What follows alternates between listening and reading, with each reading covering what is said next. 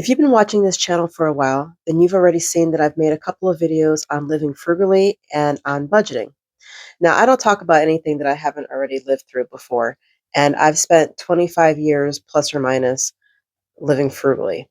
So that's starting the process, getting used to the process, and then becoming such a lifestyle habit that I don't even think about it anymore. And what I want to talk about today is that there is a dark side to living frugally, and there's a light side to living frugally. And today's focus is going to be on the dark side of living frugally. And what I mean by that is the things that you deny yourself. So you get to a point where you're so used to saving money and penny pinching that it becomes a habit where you don't want to put any pennies out. For example, you don't want to spend money on anything, even if it's a need. You start to hold back on it, and it becomes a detriment almost in a way.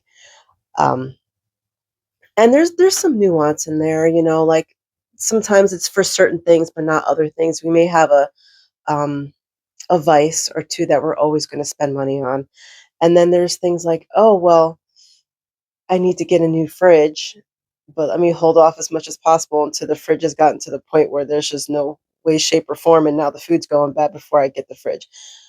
That's a detriment. If like you already know that there's nothing left, why are you holding on to the thing? And that's just an example. A thing that I do personally is clothes. I I would say in my younger 20s or so, I not that I was a big clothes shopper, but I would buy clothes. Most of the time it was on video games. I'm gonna be honest.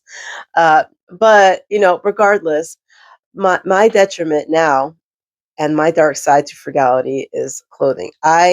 Since I've been almost every job I've had, no, yeah, almost every job I've had a uniform.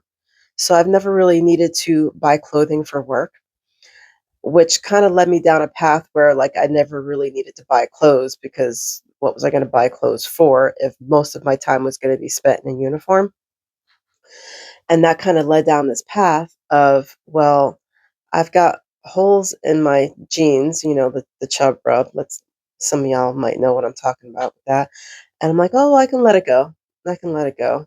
And to the point where you really can't let it go anymore. And if you try to mend it, it just rips in a new spot. And it's like, okay, well, now it's time to get the jeans, but we're not getting the jeans because we don't want to spend money on it. Because if you're a person of a certain size, your jeans don't cost $20 or $30. You're looking at 70 something dollars for your jeans. So it's, you see the need coming, but you're holding on to those pennies as tight as possible, even when there's a sale, just because you want to see just how long you can go before you need to get the thing. That's a dark side because it's a need. You have the money, hopefully, if you're doing this at this point and you've done it long enough, you've got the money for it, but you're not wanting to spend the money on it. Another thing I do with clothing are my shirts. Since I've been home, I pretty much have been I don't want to say work from home mom, but kind of technically because I had a yarn business.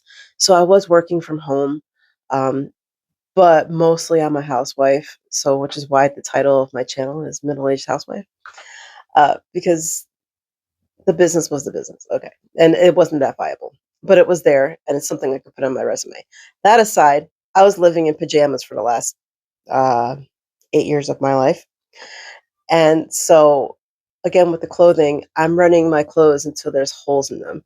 I wear a lot of tank tops because I am a woman of that age, and you know, I've got holes in my tank tops. Should I replace them? Yes. Do I? No. Can I just go to the store and get them for like, well, I guess the price has gone up now, $7 a tank top? Yes. Do I? No. Do I have the money for it? Yes. You see where I'm going with this? When you get to a point where you are denying yourself, even though you can afford the thing because you're so used to living frugally and not spending money on anything, because you've gotten to the point where you paid off the debt for the most part, and now you're at the point where you're able to save money and put some money away for retirement, and now like that's like your goal, and so you don't want to spend money on anything else because you're focused on a different goal. At least that's where I am right now, is I'm trying to stuff as much money as possible into different categories just so I have something for when I'm 10 years from now, 20 years from now. because I'm pushing 50. I'm not 50 yet. I got a couple of years, but I'm pushing it. So that's where my mind is. So I'm going, I don't need to buy a $7 tank top because that $7 can go into this category for retirement. That makes no damn sense. It makes no sense. Just spend the $7 on a freaking tank top. You know what I mean? So, dark side of frugality. And really, we can apply this to just about any category in our lives. Just, pick one. What are you doing if you're in this category of having been frugal for so long that it's become something you don't even think about anymore? And now you're at a point where you're denying yourself. Um, Another thing that I do is we spent so many years not going out to eat or anything like that, that I'm so used to it that even though I can afford now to go out to a coffee shop if I wanted to and like get a little nom nom and a coffee and sit there and knit for like an hour or two, I deny myself that. Even though I can easily afford to go there and do that once a week, I don't do it. I may push myself to go out once a month. And it's a self care thing. For me, that's a self care thing. And I deny myself the self care thing because I'm so used to the penny pinching that I won't even do that. And I think that I am taking care of myself by making my coffee at home, which is a good thing to do. But, I'm like, okay, well, I'll make my fancy coffee at home, which my coffee's banging. But that's not the point. The point is that my self-care is to go out to the coffee shop and sit there and knit and, have some time in myself away from home. But I'm denying myself that because I don't want to spend the $5 extra that it would be to go do that. It's not $5 to get a coffee, it's just $5 extra from what I would be doing at home. But, same thing applies. So, yeah, it's like, what are you doing in your life that is a denial that makes no sense that you can afford, but you're so used to penny pinching that you just can't get yourself to do the thing? Let me know in the comments what it's like for you. I'm trying to think of other examples, but I think you've gotten the point at this point. So, yeah.